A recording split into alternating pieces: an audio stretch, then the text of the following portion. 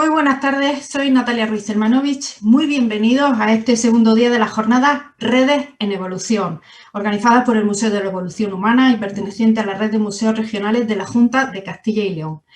Vamos a pasar directos, porque esto va a ser muy intenso y muy interesante, a la primera mesa redonda, nuevas plataformas y nuevas narrativas digitales. Y os voy a presentar a la moderadora, que es Marta Fernández, que es periodista y escritora, que comenzó su carrera profesional en Diario 16 y Televisión Española. En el 97 se pone por primera vez delante de la cámara en Telemadrid y 2 años después pasa a formar parte del equipo fundacional de CNN Plus.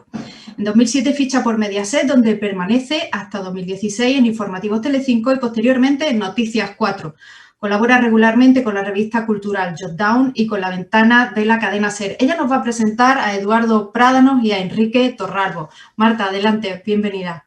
¿Qué tal? Muchísimas gracias, Natalia. Bienvenida y bienvenidos a todos los que estáis aquí en este Redes en Evolución para hablar de nuevas plataformas y nuevas narrativas digitales. Como decía, Natalia está con nosotros hoy. Enrique Torralbo es director y guionista, es fundador de la productora de Tap Gang, especializada en hacer las cosas de otra manera, o como ellos dicen, a su manera, al menos. Y también está con nosotros Eduardo Prádanos, es fundador y director creativo de la agencia Fluor Lifestyle y además es, entre otras cosas, el creador del cómic transmedia 100 días de crisis de un papá primerizo. Bueno, son dos de las personas que más saben de innovación en las narrativas, de buscar no solo el mejor mensaje, sino también la mejor manera, la mejor nueva narrativa y la mejor plataforma para transmitir ese mensaje, es decir, el mejor medio. Así que yo creo que Marshall McLuhan estaría orgullosísimo de ellos y que además Aristóteles, si ahora hiciera la retórica, la haría haciendo lo que Eduardo y Enrique están haciendo ahora mismo. Bueno, yo creo que si hay algo que les apasiona a nuestros dos invitados es contar historias, que el contenido está en la base de todo su trabajo. Pero claro, Eduardo, Enrique, para transmitir ese contenido hay que tener en cuenta cómo lo hacemos y qué nueva narrativa y qué plataforma vamos a utilizar para que llegue a nuestra audiencia, a nuestros lectores, nuestros oyentes, nuestros espectadores. Contadme. ¿Quién empieza? A ver, pues tú por haber hablado, Quique. Venga, pues empiezo yo. Sí, al final las nuevas narrativas, bueno, en el fondo nuevas, viejas, viene a ser un poco todo lo mismo y simplemente es darle una vuelta a cómo vas a contar, qué tienes que contar, o sea, saber cuál es el mensaje que quieres transmitir y cuál es el mejor medio y el mejor soporte para transmitir ese mensaje. En el fondo es darle una vuelta a eso y decidir cuál va a ser esa vía e ir a por todas hacia esa vía. Últimamente, además, en los últimos años sobre todo, desde que apareció Internet y van surgiendo redes sociales y todo este tipo de cosas, eso hace que esta pregunta que nos hacemos de cuál es la mejor forma de transmitir ese mensaje adquiera aún mayor relevancia. Hace que tengamos que decidir si va a ser un vídeo, si va a ser un vídeo interactivo, si va a ser un cómic o va a ser un cómic digital. O sea, hay muchas maneras de comunicar lo que queremos comunicar y hay que decidir cuál va a ser esa mejor forma de hacerlo. Claro, Eduardo, porque no todas las maneras valen para todo. Todo depende de la historia que queremos contar, supongo. Pues sí, tú has empezado, Marta, hablando de Aristóteles, al cual se le atribuye la estructura en 3 actos y es una de las piedras filosofales o piedras angulares de la narrativa moderna. Luego puede que se deconstruyan o no las historias en 3 o en 4 o en 2 actos, pero bueno, en realidad cuando hablamos de algo original estamos muchas veces yéndonos al origen, ¿no? A lo primigenio. La manera de contar las historias es, a día de hoy, no sé si diría infinita, pero vamos, es un porrón, que dicen en mi tierra. Lo difícil es elegir el medio. Una de las claves es elegir el medio y no solo lo que cuentas, sino cómo lo cuentas, ¿no? Todo eso supongo que es parte de lo que vamos a hablar ahora, que intentaremos aportar un poquito de luz porque es un tema de verdad apasionante, complicado, pero es el momento. Claro, y es complicado, tú lo dices, Eduardo, porque hay veces que nos dejamos llevar por la moda. Por ejemplo, ahora está muy de moda Twitch, pero no podemos pensar que todos los mensajes que queremos transmitir o todas las historias que queremos contar las podemos hacer por Twitch solo porque esté de moda. La haremos por Twitch si eso se acomoda a la historia que queremos contar y al público que queremos llegar, ¿no? Sí, yo muchas veces hablo de que hay al menos 3 criterios importantes a la hora de decidir por dónde ha de regarse una historia, ¿no? O correr un relato. Un criterio técnico, un criterio que tiene que ver con el público al que te diriges y un criterio narrativo. Y dentro de cada uno de esos criterios hay una deconstrucción de cada uno de ellos, ¿vale?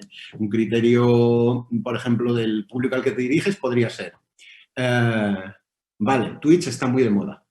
Es la bomba, bla, bla, bla, todos los días pasa algo en Twitch. Vale, el público al que te diriges tiene 75 años. ¿Tiene sentido hacerlo en Twitch? O simplemente, es un ejemplo muy exagerado y muy burdo, ¿vale? Pero, o simplemente es porque a tu cuñado le gusta Twitch, ¿vale? Pues eso aplicado a muchas variables, claro, porque si no simplemente acaban siendo decisiones muy volátiles. Elegir una u otra plataforma tiene que ser casi tan importante como la historia que vas a contar. Como la historia, como el público, Enrique, y como qué es lo que quieres destacar de esa historia, ¿no? Sí, lo que decía Eduardo tiene toda razón. Tú al final tienes que ver dónde está ese público, pero también muchas veces, como tendemos siempre a mimetizar todo lo que se está haciendo en ese momento, hay que tener cuidado con esa decisión, pues dices, vale, si mi público tiene 75 años, no va a estar en Twitch, ¿de acuerdo? Pero también hay que muchas veces intentar motivar a esa gente a que entre en sitios nuevos o pruebe cosas nuevas que ayuden a diversificar las plataformas y dónde está ese mensaje. O sea, no es solo una cuestión, yo creo, de como mi público está en Twitch o está en YouTube o está en el cine o está en la tele generalista tradicional, pues solo hago cosas ahí.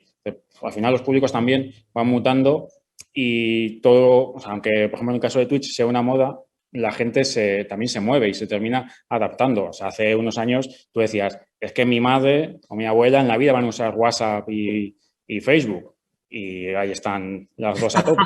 Entonces, Ahí las tenemos on fire.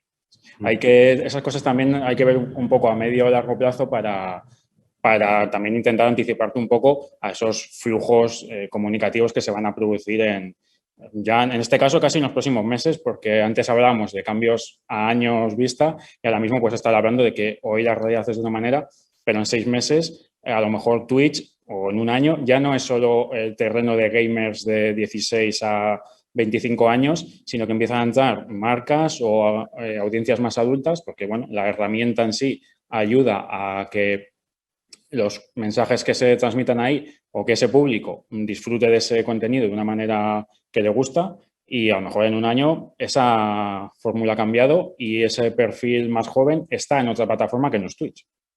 Después hablaremos de la edad porque me interesa mucho, pero antes quiero hablar específicamente del público y, por cierto, a nuestro público, a los que estáis en este Burgos virtual maravilloso de Redes en Evolución, os quiero recordar que podéis mandar vuestras preguntas para que luego se las hagamos a Enrique y a Eduardo. Pero precisamente por el público, si hay algo que me gusta de vuestras narrativas es que el espectador es siempre el protagonista, es decir, vosotros le dais un lugar fundamental al espectador. Él es el que tiene que participar, él es el que tiene que interactuar. Nunca subestimáis la inteligencia del espectador y eso es muy interesante de este tipo de narrativas. Sí, hasta tal punto que uno de mis maestros y amigos tiene un libro que se llama El espectador es el protagonista, Daniel Tubau. Sí, eso es una de las partes, creo, más diferenciales de las nuevas narrativas, ¿no? El entender que quizá no es tan importante dónde está el personaje, por ejemplo, si hablamos de una ficción, que es importante, pero es mucho más importante dónde está el espectador, que muchas veces en muchas ocasiones además le estás pidiendo hacer cosas, ¿vale? Por esto que ya hablamos de la cultura de la colaboración y el user-generated content, ¿no? Determinadas partes de nuestros relatos que quedan en manos de los usuarios, ellos las reinterpretan, los hacen más grandes, todo esto de la cultura de la convergencia. ¿Qué pasa? Que es verdad que parece como relativamente sencillo, pero se me ha ido ahora mismo, se me acaba de ir ahora mismo la... Esto es porque le has dado el protagonismo al espectador y se te ha olvidado el mensaje que estabas... Eso es, me parece sencillo, pero claro, muchas veces... si los test son con gente familiares y dices, venga, vamos a ver cómo lo haría mi primo o mi sobrino, pues dices, claro, esos no son muestras fiables hacia cómo van a responder hacia lo que estés creando. Entonces, bueno, tiene su miga, claro. Enrique, a veces me parece que, fíjate, tanto que hemos hablado del viaje del héroe en la narrativa, en estas nuevas narrativas muchas veces el héroe es el propio espectador, que es el que tiene que construir la historia y el que tiene poder de decisión, ¿no? Sí, a nosotros, creo que Eduardo compartía esto como yo, nos gusta eso, poner al espectador de una forma activa y tratar de una forma inteligente y que descubra mucha parte de esa información a través de interactividad o de darle una serie de capas de información que tenga que ir descubriendo. Pero aún así, sí que hay un punto ahí que me gustaría resaltar y es que siempre hay un punto de vista y siempre tiene que haber un punto de vista del creador en cada caso, del director, del guionista, del escritor, del fotógrafo, de lo que sea en el medio que sea.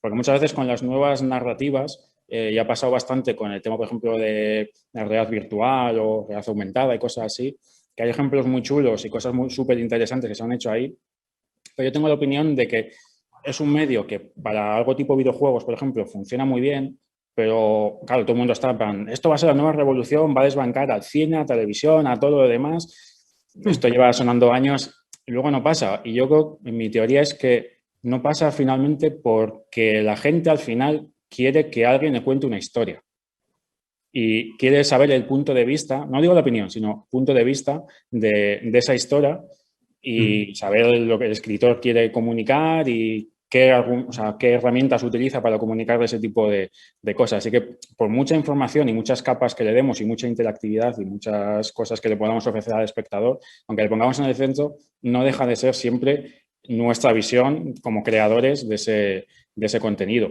que es al final yo creo que la gente demanda un poquito y está bien y cada uno luego tendrá su visión y es donde ayudas a mejorar y a modificar las cosas. Eduardo, que muy educado, con una antigua narrativa, levanta el dedo para intervenir. ¿Qué quieres decir? Pues que me ha encantado lo que ha dicho Enrique porque me ha conectado con varias cosas. Es verdad que... Eso es porque ya te has acordado de lo que vas a decir.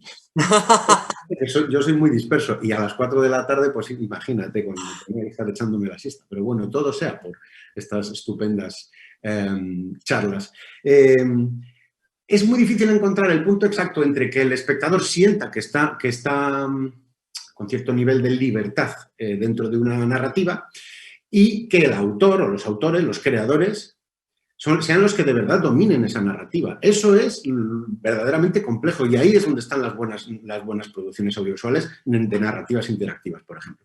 Pero claro, ¿qué pasa? Que en muchas ocasiones dejamos tanta libertad en él que acaba siendo cosas deshilachadas. Hay proyectos de narrativas paralelas o de narrativas concéntricas. Bueno, las narrativas interactivas tienen como diferentes subtipos, ¿no? Donde dices, es mucho peor que si fuera una narrativa lineal, un relato único. Por ejemplo, el documental interactivo, el iDoc, mi teoría, no sé si se puede decir aquí, Dilo. En cierto modo nace muerto, porque tú cuando ves un documental no quieres toquetear demasiado. No es un tipo de narrativa que te invite demasiado a toquetear. Hay excelentes ejemplos, pero son mínimos. De hecho, seguimos hablando de cosas que son muy buenas. Por ejemplo, Pregoneros de Medellín hace un poco ha cumplido 5 años y tiene 5 años y seguimos hablando de él. Entonces, es verdad que a veces toquetear más lo empeora. Enrique, ¿estás de acuerdo?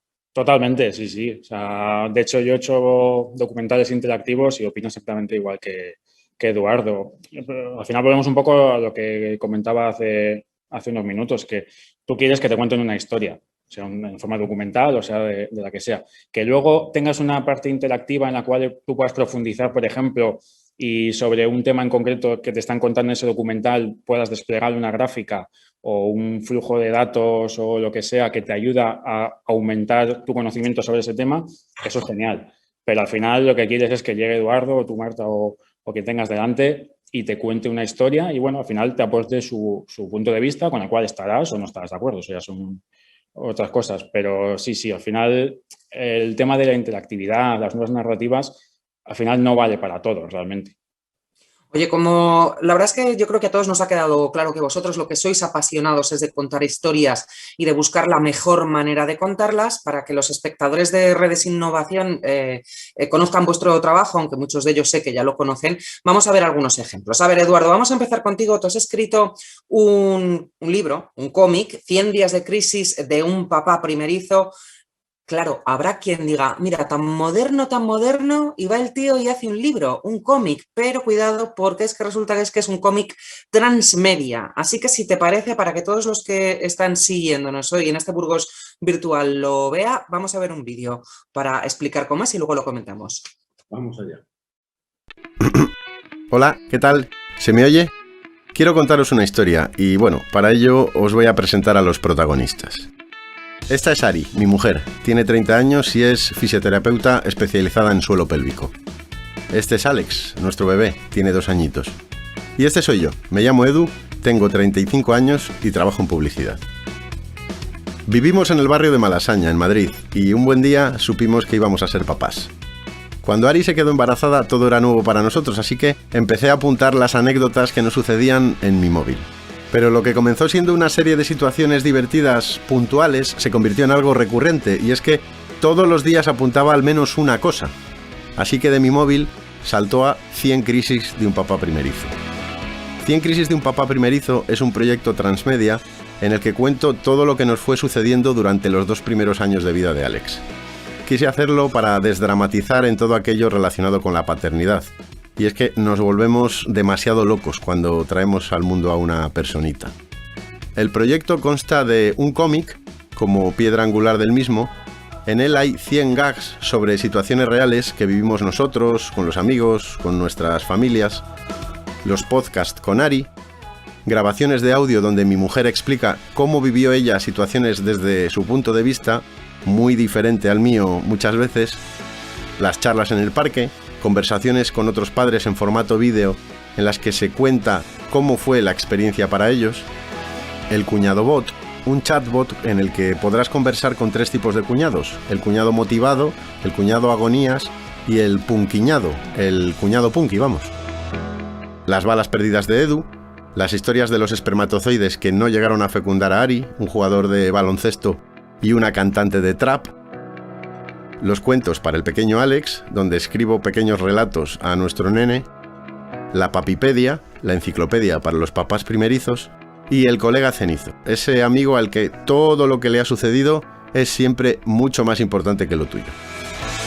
Un total de 8 elementos narrativos que conforman la historia centralizados en una web. El cómic puedes comprarlo en Amazon tanto en versión digital como impresa. Y el resto de contenidos los puedes disfrutar de manera gratuita en la web 100crisisdunpapaprimerizo.com. Ah, y si en algún momento te has preguntado que si todo es real, así es, todas y cada una de las anécdotas que se relatan en el cómic nos sucedieron realmente. Es que esto de ser papás primerizos no es tan fácil como parecía. 100 crisis de un papá primerizo. Claro, Eduardo, es un cómic, pero no es un cómic porque es muchas más cosas. Tiene hasta espermatozoides y punquiñados. O sea, que yo ya no digo más. ¿Qué te parece? Qué raro se hace oírse a uno mismo la voz, ¿eh? Sí, ¿verdad? Pero cuéntanos, este proyecto realmente tiene muchas maneras para contar esos 100 días de crisis, ¿no? Sí, mira, lo primero para mí era muy importante saber quién soy, ¿no? Yo no soy un pedagogo ni un yo qué sé, pues un médico, un pediatra, ni soy un psicólogo especializado en niños, o sea, no soy nada de eso. Entonces, yo no podía contar mi relato desde ningún lugar de ahí, porque sería un impostor.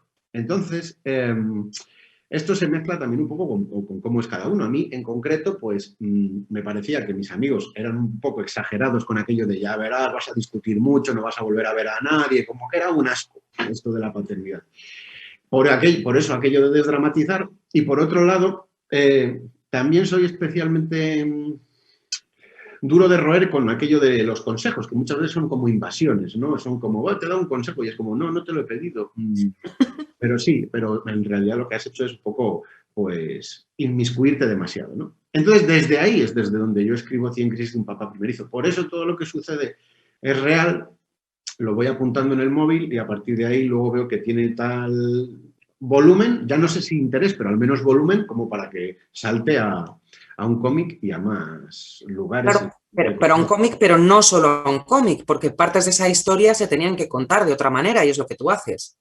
Sí. De hecho, por ejemplo, a algún amigo le tuve que cambiar completamente porque era tan parecido que iba a perder su amistad. Por ejemplo, con el colega Cenizo, ¿no? Porque era siempre como este amigo que siempre está ahí, y lo suyo siempre es mucho peor. Entonces le hice ese homenaje, él no sabe, aunque creo que más o menos sobreentiende que él es ese. Yo me quedé súper tranquilo haciendo eso y sí, necesité contarlo en más plataformas y de hecho alguna ha funcionado muy bien en el sector, por ejemplo, de mamás, más que de papás, por ejemplo, los podcasts con Ari, escucharle a ella cómo ha vivido determinadas cosas. Enrique, me gustaría también que viéramos un ejemplo de tu trabajo. Habrá muchos admiradores y muchas personas que estén viendo ahora esta charla y que hayan sido admiradores y que lo sean de la revista Don que tú fundaste con Javier Moya. Solo uno de los ejemplos de tu trabajo porque habéis hecho muchas más cosas. Si te parece, vemos un poquito y lo comentamos sobre el vídeo, ¿vale? Claro. Pues venga, vemos. Habla español muy. En problemas con la ley, llama Saul Goodman ahora. ¡Llama ahora!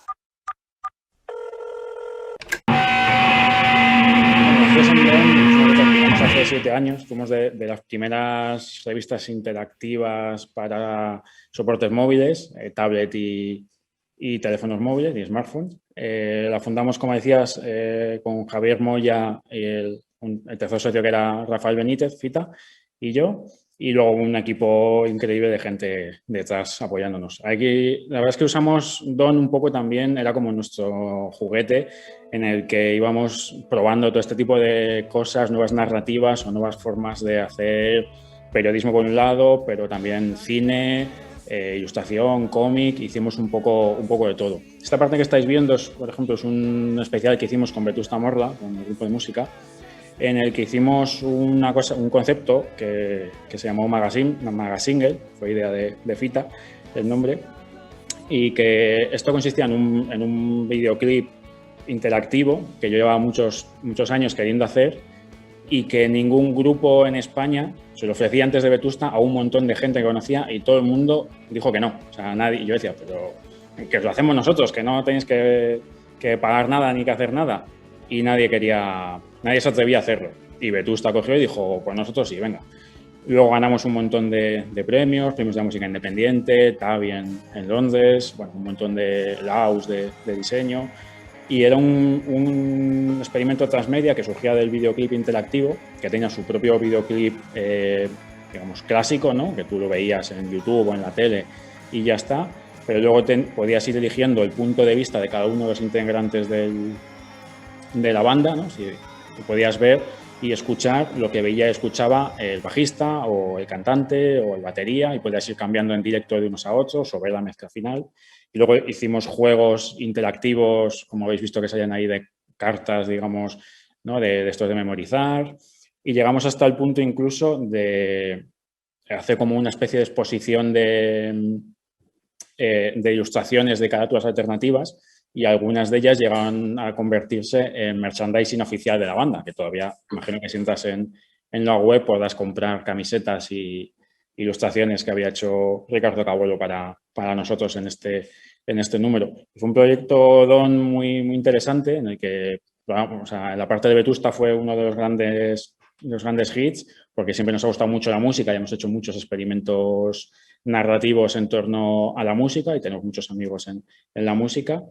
Hicimos otro, por ejemplo, para una banda que se llama Rufus the Firefly, que es una banda maravillosa de Aranjuez, que es de los que más contento y orgulloso estoy también porque estaba todo hecho por un lado en analógico y otro digital. A la izquierda de la imagen podías ver el videoclip rodado en cine en 16 milímetros y grabado como se grababan los discos en los años 40 en los discos de rock en Estados Unidos, ¿no? Que antes de que surgiesen los grabadores multipistas y varios micros, lo que se hacía era, se ponía un micrófono en el centro de la sala y el volumen tú lo ajustabas alejando o acercando la batería, por ejemplo. O el cantante pues se ponía un poco más lejos, un poco más cerca y con eso tenías la mezcla y el volumen y y grababas el... Se nos ha cortado la mezcla solo un momento, Quique.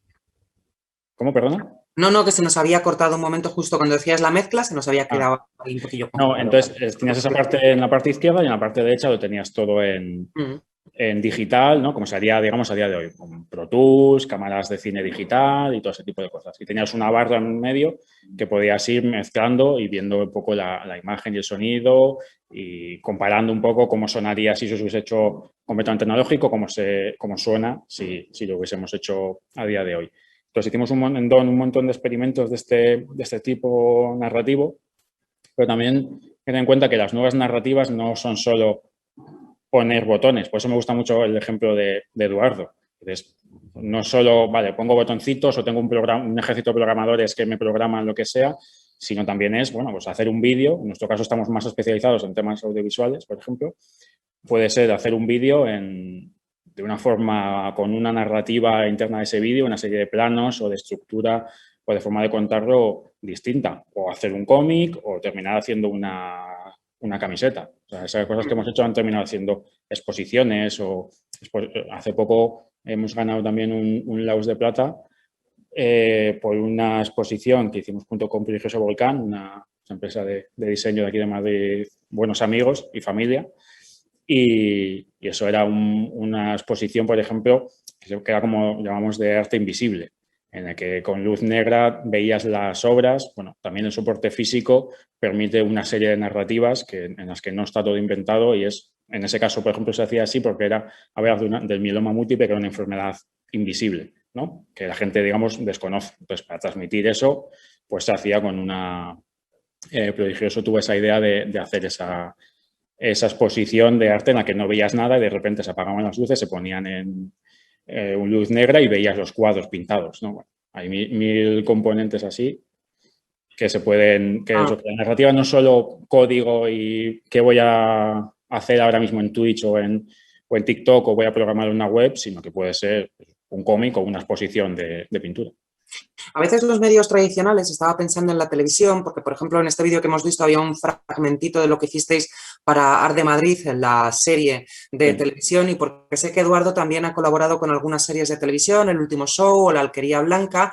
A veces estas series, que son formatos en el fondo tradicionales, confían en vosotros para expandir un poco más esas narrativas y expandir también el universo de estas series, ¿no, Eduardo? Es lo que hicisteis vosotros con El Último Show, con esa magnífica serie de Marianico el Corto, o con La Alquería Blanca, que es una serie clásica de la televisión valenciana, ahora en Apunt, pero que también confió en vosotros precisamente para expandir todo eso. Sí, lo hemos hecho desde Fluor, lo hemos hecho con muchos clientes, pero con estos dos es muy curioso porque son televisión de cercanía, son canales regionales y es especialmente bonito en ese sentido porque dices, bueno, vale, que lo haga Movistar, pues es ciertamente lógico, ¿no?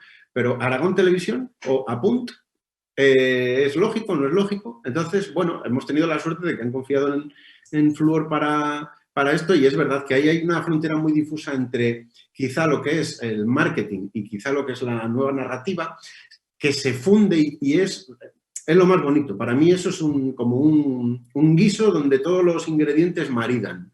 Entonces, no es un plan de marketing al uso, no es simplemente una narrativa extendida de la serie, sino que acaba siendo algo... Pues fíjate, por ejemplo, con La Alquería Blanca, que estamos, de hecho, aún trabajando en el proyecto, los propios superfans de la serie, en una serie que durante 8 años ha estado sin emitirse, han sido los que han protagonizado con sus preguntas sobre las tramas en el plan de medios general, luego han saltado a hacer determinados retos que han acabado siendo muy virales, luego hemos hecho programas en streaming con unos niveles de audiencia considerables, además, para ser una televisión regional.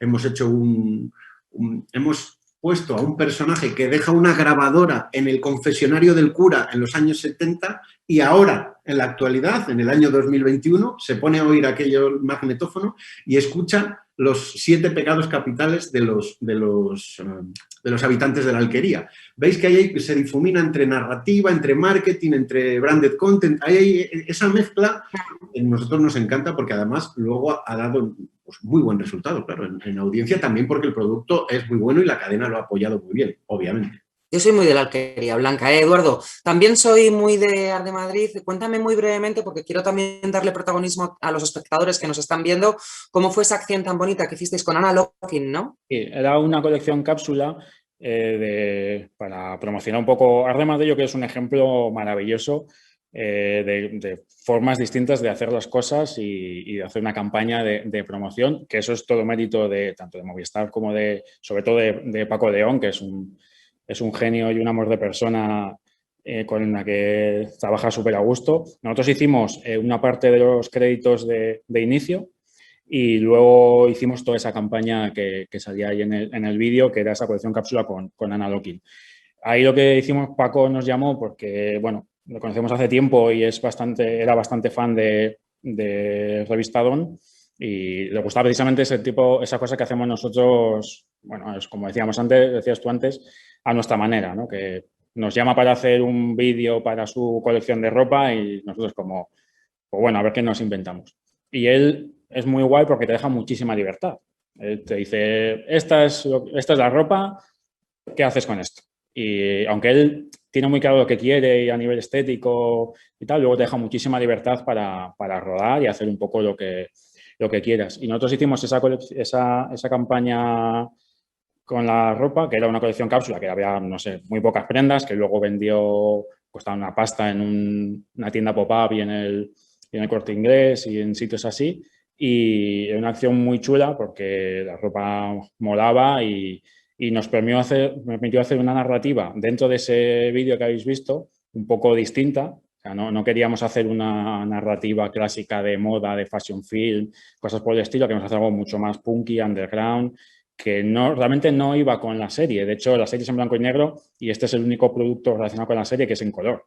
Porque nosotros queríamos aplicar una narrativa mucho más radical a la campaña porque creíamos que la ropa era lo que pedía, ¿no? Por el estilo. Y luego que hagas un vídeo y que de ese vídeo termine proyectándose en esos sitios, en esas tiendas y que además termine en ropa física que la gente pueda comprar y que vayas por la calle y te lo cruces a chavales con una sudadera de Art de Madrid, la verdad es que es todo un gusto.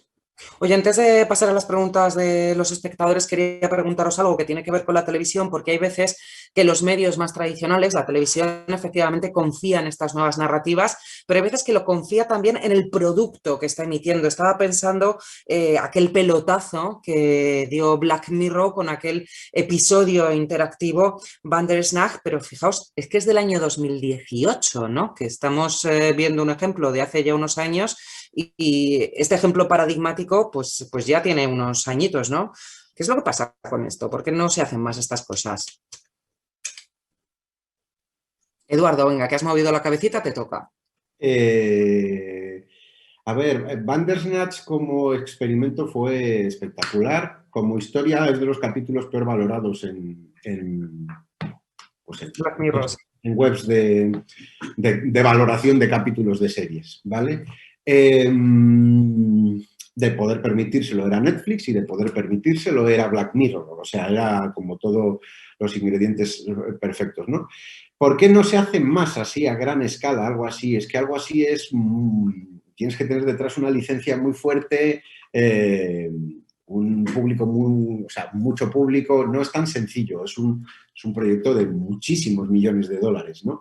Entonces, yo te podría decir que sí se hace en entornos más modestos, sin ser megaproducciones.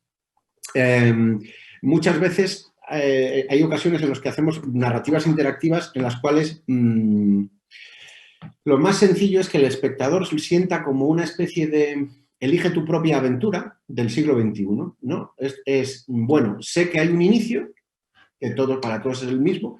Puede haber un mismo final o no, puede haber diferentes, y dependiendo de las opciones que yo tome, simplemente, muchas veces con un clic, o sea, no más, sé que lo que yo haga tiene una repercusión. Y eso es lo que cambia completamente de la narrativa lineal o el relato único a la narrativa interactiva, y es que mi movimiento, aunque sea con el dedo, tiene una repercusión.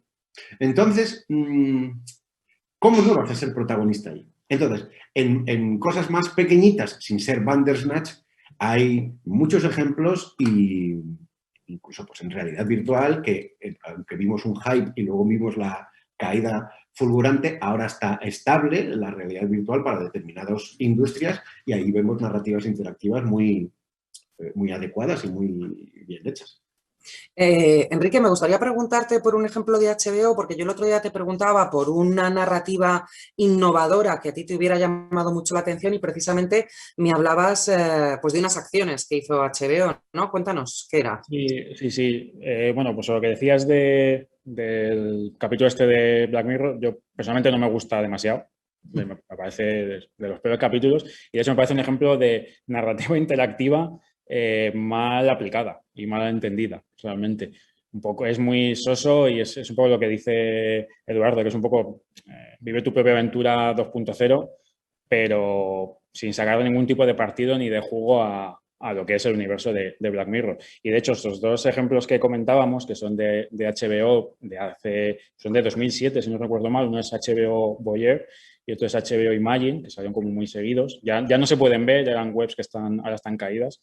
Y eso para mí eran ejemplos de narrativa interactiva y transmedia muy bien entendidos. Voyeur era una especie de TC Ruel Percebe versión HBO, en la cual tú podías ver un montón de edificios y la historia se componía con todos esos edificios y tú ibas pinchando y veías la historia de un piso, la historia del 2B, del CESA y no entendías toda la historia un poco hasta que habías visto un poco todos los edificios y además dentro de ese edificio podías rotarlo y ver la acción desde como las 4 caras de un cubo, ¿no?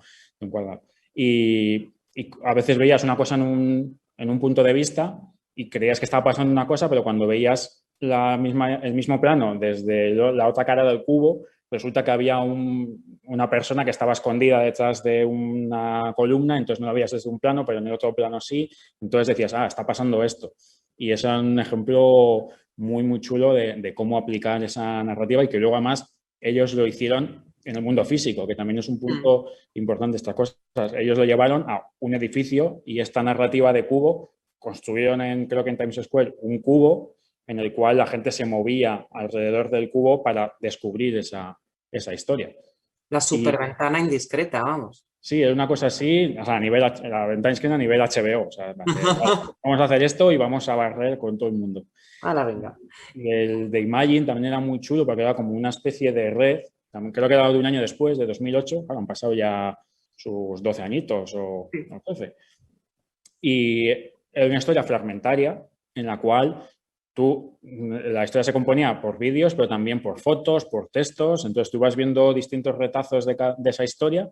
Tú elegías qué parte de esa red querías ver. Pues ahora veo este vídeo, ahora lo roto y veo esta foto, me leo este texto. Y ya al final entendías un poco toda esa historia en qué consistía. Porque es una historia, pero claro, ahí el tiempo, o sea, la linealidad del tiempo se perdía un poco, porque tú elegías realmente qué punto de tiempo querías ver en cada momento. Pero volvemos un poco al principio. Tú eres un espectador activo que eliges qué quieres ver o si vuelves atrás o vas adelante, pero no dejas una historia con un mensaje, un punto de vista y hay un director y un guionista que te está diciendo esta es la historia, pasa que a partir de aquí tú te construyes la historia en el orden que tú quieras hasta que la entiendas o no la entiendas o entiendas una cosa aunque yo quiera transmitir otra. Por eso me parecen 2 ejemplos paradigmáticos de narrativa interactiva súper chula de hace 12, 13 años por lo menos o más. ¿Y por qué no se hace más a día de hoy? Yo creo que porque por un lado requiere inversión y por el otro lado al final las cosas son cada vez de consumo más rápido y estas cosas requieren tiempo por parte del creador y por parte del espectador. O sea, tú para crear algo de esto vas a tener que invertir tiempo, recursos y tener una voluntad de llevar esto hasta el final. Y yo lo digo por propia experiencia, cuando nosotros decidimos hacer un videoclip interactivo con Vetusta Morla, pues nos consume mucho tiempo y mucho esfuerzo y muchos quebrados de cabeza, que yo siempre digo lo mismo. Yo el día que llego al rodaje, siempre, y cuando veo todo el pifo este que hay montado, digo, ¿por qué no me quedé callado? Y me quedé en casa, que ahora tengo que lidiar con esto, estoy en medio de un museo y hay cuadros de Goya ahí que a ver si no nos los cargamos y pasan cosas de esas y luego eso desde el punto de vista del creador, pero desde el punto de vista del espectador es un poquito lo mismo, cada vez los consumos son más rápidos y al final la gente tiene que tener tiempo y ganas de estar ahí unos cuantos minutos viendo esa historia y pinchando o pasando páginas. Oye, ya que habláis de tiempo, no sé si la antigua narrativa o la nueva narrativa nos constriñe, nos queda muy poquito tiempo y tenemos preguntas de nuestros espectadores. Os las voy a hacer, pero os pido que seáis breves. Va a ser complicado porque las preguntas son buenas, ¿eh? Nos hace un comentario, creo que es Javi, dice, se decía que la televisión acabaría con la radio, ahora Internet incluye todo. ¿Es Internet el mayor descubrimiento del siglo XX o es el móvil para acceder a todo desde cualquier lugar? 1, 2, 3, respondo otra vez. Venga, respondo yo. Breve. ¿Es Internet? Sí, es el mayor descubrimiento, vamos, a nivel comunicativo, sin duda. ¿Es el móvil? No tanto. Tú al final vas a entrar ahí a través de un ordenador, de un móvil, de una tablet o de incluso una pantalla de cine, si me apuras. ¿Eduardo? Wow, es que esta es como una pregunta así como para contestar y hacerte un poco el gurú. Entonces, a mí esas no se me suelen dar muy bien, ¿vale? Entonces, partiendo de esto, probablemente Internet sí sea el gran, no sé si descubrimiento o la gran creación del ser humano en los últimos 100 años, sí. Que hay Javi pregunta, ¿ahora sin vídeos no somos nada? A ver, esta no es tan de gurú, entonces sí que la puedo contestar un poco más rápidamente. Yo leí hace como 4 o 5 años que el tráfico en Internet iba a aumentar exponencialmente con el consumo de vídeo y que en 2020 iba a ser, no me acuerdo el dato, pero era una auténtica barbaridad, un porcentaje altísimo, ¿no?, sobre el total. Dije, joder, qué exagerados. Y ahora me parece poco. Es verdad que es... o sea, los formatos de vídeo a día de hoy, no sé, o sea, habría que entrar un poco en detalle, ¿no? Porque yo también considero que no solo tiene por qué ser vídeo ni solo tiene por qué ser corto, porque dices es que tratas de tonto al espectador. Pero es verdad que ahora cuesta mucho más contar lo mismo en un artículo de 1500 palabras si quieres tener un efecto de que la gente lo lea, claro. Pues 1500 palabras no te las dan nunca, Enrique. Sí, bueno, en tu propio blog. En tu propio blog. Sí. Yo creo que sin vídeo no somos nada por una sencilla razón. Los humanos somos animales visuales, pero no solo por el vídeo. Al final tú cuando estás leyendo te estás visualizando en tu cabeza eso que estás leyendo, estás generando esa imagen. Entonces, el vídeo en el fondo es una forma de dar esa imagen de una forma más rápida. Vamos, que empezábamos con Aristóteles y esto es ya Platón con la caverna directamente. Oye, pregunta Alen Saralegui. Hola, ¿qué futuro le auguráis al libro de papel, al ebook y al audiolibro? ¿Creéis que los audiolibros han llegado para quedarse o son una moda pasajera? Muchas gracias. Los audiolibros han llegado para quedarse, rotundamente sí. Rotundamente sí. De hecho, yo tengo amigos con los que me dicen, sí, eso lo he leído y algún día ya rascando, digo, ¿no lo has podido leer? Dice, bueno, lo he oído. Lo que pasa es que yo no digo que lo he oído, porque si no, siempre la gente, ¿vale? Pero para él es como que lo ha leído, pero lo ha oído, ¿vale? Y lleva así muchos años. Los audiolibros, desde luego, han llegado para quedarse. Los libros físicos, desde luego, se quedarán también y convivirá todo, porque es que parece que queremos siempre o negro o blanco, matar a alguien o hacerle santo. No hace falta ser tan extremistas. Quique. Es una buena pregunta. ¿Han llegado para quedarse? Sí, pero con matices. Yo creo que hay que ver un poco cómo está. O sea, están ahí, la gente va a seguir consumiendo. Ni el ebook va a desbancar, ni de hecho está aumentando el consumo de libro en papel con respecto al libro electrónico y cada vez esa diferencia aumenta en vez de reducirse.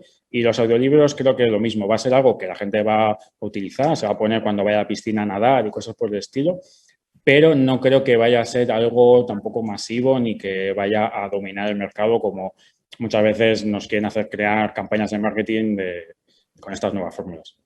Claro, es que coincido con Enrique. Parece que una red social o una plataforma, si no revienta, no muere y puede mantenerse estable. Es decir, los audiolibros, ¿van a destrozar todo tipo de consumo de lectura? No, pero acabarán siendo algo estable que un porcentaje de la población los escuche con cierta frecuencia. Sí, seguro, pero eso de, claro, es que desbancar y todas esas cosas, no, yo por ejemplo nunca leo libros en el iBook, he leído medio, no fui capaz, o sea, tengo todo en físico y así cuando hago mudanzas, pues te puedes imaginar qué mudanzas me como, claro. Pues me imagino que esto es aquello de Video Kill the Radio Star, que la canción estaba muy bien, pero que al final no. Oye, que nos queda muy poquito tiempo. Me gustaría haceros una pregunta que creo que no se puede evitar. Desde la pandemia somos un poco más seres bidimensionales. No hay más que ver cómo estamos haciendo redes en evolución de este año por medio de la pantalla. ¿Creéis que esto es bueno para las nuevas narrativas?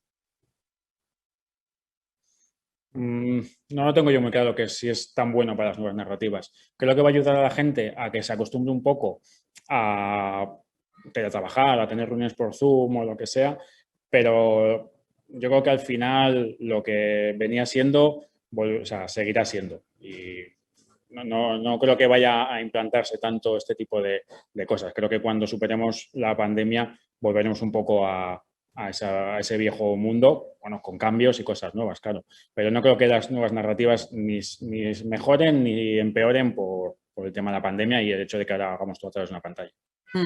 Pues yo me alegro por fin de diferir en la respuesta con Quique, porque parece que opinábamos lo mismo de todos los dos. Digo, jolín, ¿cómo es posible? ¿Separados al nacer? No. En este caso yo sí que opino al revés que él. Creo que esto ha sido un pelotazo tan fuerte para todo el mundo que sí va a haber un gran cambio. Ya lo hay y que sí, muchísimas de las nuevas praxis se van a quedar, incluidos en las artes de las nuevas narrativas. Creo que sí. Oye, ya estamos al final, pero me gustaría muy brevemente que me contarais los dos un proyecto de innovación del que estéis especialmente orgullosos, pues porque ha sido muy nuevo, porque os ha gustado, porque habéis encontrado una nueva manera de contar las cosas. Primero Enrique y luego Eduardo. Bueno, yo, Dawn en general, toda la revista y todo lo que conseguimos con ella, estoy muy orgulloso y es lo que más me ha permitido experimentar. Y concretamente, probablemente estos dos que hemos hablado, el videoclip de Vetusta y todo ese proyecto y el de Rufus. Creo que son mis dos niños bonitos. ¿Y Edu? A ver, el más probablemente complicado y que además luego fue el más exitoso fue el juego de storytelling interactivo para La Zona, la serie de Movistar, que ha sido el proyecto transmedia con más premios en España y en varios, o sea, y en internacional. Ese fue un proyecto que lo que hicimos en un PowerPoint a lo que acabamos haciendo, todo ese proceso nos hizo pasar de ser niños a adultos. Es un proyecto que lo amamos, sí. Bueno, pues a todos los que nos están viendo les invito a que vean estas nuevas formas de contar de las que hoy nos han hablado Enrique y Eduardo, que vean también su trabajo y por supuesto les invito a que se queden aquí en Redes en Evolución, en este Burgos virtual maravilloso. Enrique, Eduardo, muchas gracias por estar hoy con nosotros. Ya siento que las narrativas de siempre nos obliguen a cortar ya esta conversación porque me he quedado con ganas de preguntaros más. Muchas gracias a los dos. Gracias, yo me he quedado con ganas de un lechazo, de comerlo en Burgos. Y yo también, que eso es narrativa tradicional de toda la vida de la buena. Enrique, muchas gracias. Gracias, Marta. Pues nada, Natalia, un lujo y un placer estar con vosotros, como siempre. Un lujo y un placer mutuo. La verdad es que he aprendido un montón. Me quedo con unas cuantas ideas, no solo la importancia de cómo contar las historias, sino de saber elegir cuál es la vía más adecuada. Una cosa que me ha llamado la atención es que la gente se mueve entre plataformas, no se queda siempre en la misma. Eso es muy importante tenerlo en cuenta. El eje es el espectador en vuestras narrativas.